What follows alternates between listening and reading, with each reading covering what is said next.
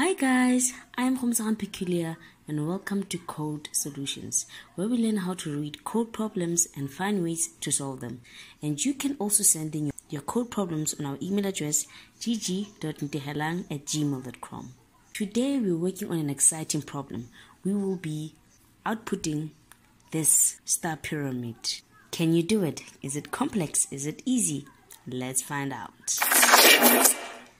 I hope that you can see that today I'm also working on a different online compiler, and I've already cleared off the code section. I'm using it for the first time, so I hope that it all goes well. Let me set up our compiler for the coding. #include using namespace. So now to analyze our expected output. We see that our display is in two dimensions, rows and columns. Okay, meaning we are going to print per row. We get on row 1 and print the expected stars. We move on to row 2, we print the stars for row 2, and so on until we get to the last row. So now this means that we are going to start off with building the rows for our pyramid. Let's make it exciting. Let's ask the user to enter the number of rows they would love to see. Now let's declare the variable holder for the user input. And prompt user input.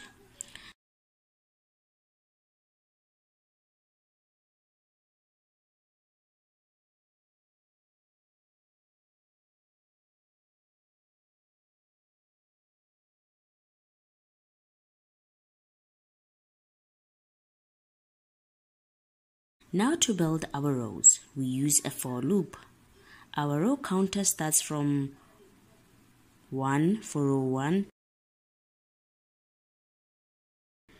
and the last row, because we asked of our user to tell us the number of rows, so that input is the last row.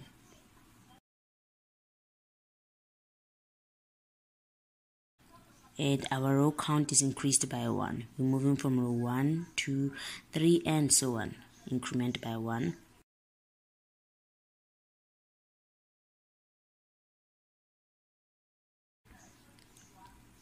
And there's our loop body. Now remember that these rows are vertical, meaning after row 1, the next row is on the next line. So we end the line here, just at the bottom of the loop. Now we have our loop for the rows. Let's move on to the next analysis. For every row, we see that before a star print, there is some space. And this spacing is not the same for each row. It looks like the spacing reduces as we go down. The spacing reduces by 1 as we go down, right? We can build this with a loop to say with every row reduce the number of spacing. Now logically, for building a loop, we say because we already have our row number increase with every row, we can see how to use that in this loop. At row 1, we can count from 1 to 5, which is 5 spaces. At row 2, we count from 2 to 5, which is 4 spaces. At row 3, we count from 3 to 5, which is 3 spaces, and so on. See that the loop is dependent on row and the user input only. We have improvised and made our code less complicated.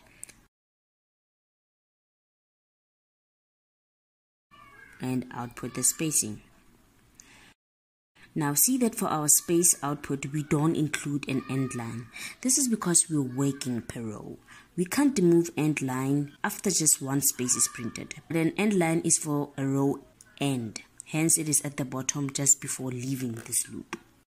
Okay, now moving on to the next analysis, the printing of the stars. We've done the rows, we've done the spacing. Now for displaying these stars. For the first row, we see that we have 1 star. For the second row, we have 3 stars. For the third row, we have 5 stars. For the fourth row, we have 7 stars, and go on. We see that our stars increase by 2 with every row. Okay, now to build the loop, we say that the print starts from a 1 and ends at the number that increases by a 2 with each row. So we need a variable to hold that number. Let's call it stars and give it value 1. Now for every print, start at a 1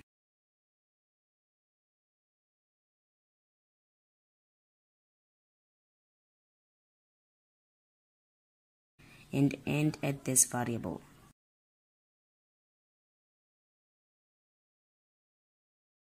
Increase by 1 until max.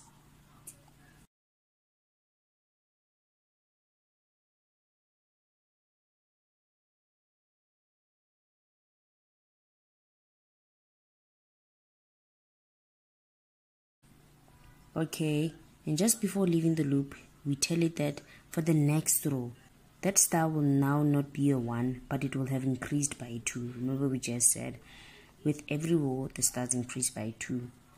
So that it prints 3 stars. 1 plus 2, and at row 3, the star will have increased by 2. 3 plus 2, and it will have 5 stars, and going on.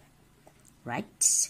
Now let's check our code to see if we may have made any mistakes before compiling. Okay, I see that we forgot a semicolon here, and that seems to be it. We can run our code to see. So this compiler has this portion to write your input so that it passes it on the code when it finds a read command. I don't know how it would go about if there were many read inputs, but okay, let's enter a 5 to begin with. Fortunately, we only have one input.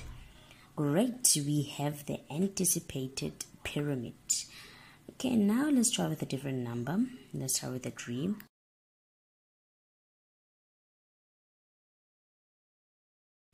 Great, 3 rows, perfect spacing and perfect output.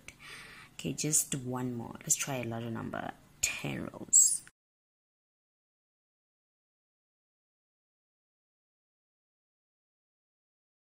Great, I'm loving getting the results we expect. Shows that we really are doing the right thing and understanding what we're doing, and our logic, our reasoning, and our analysis was proper. I hope you understand, and if you are still struggling, just go through this video a couple of times and I'm sure it's gonna be just clear to you. Don't forget to like this video and to subscribe to the channel if you haven't, and share it with your friends so that we can all become a world of logical thinkers. See you on the next video.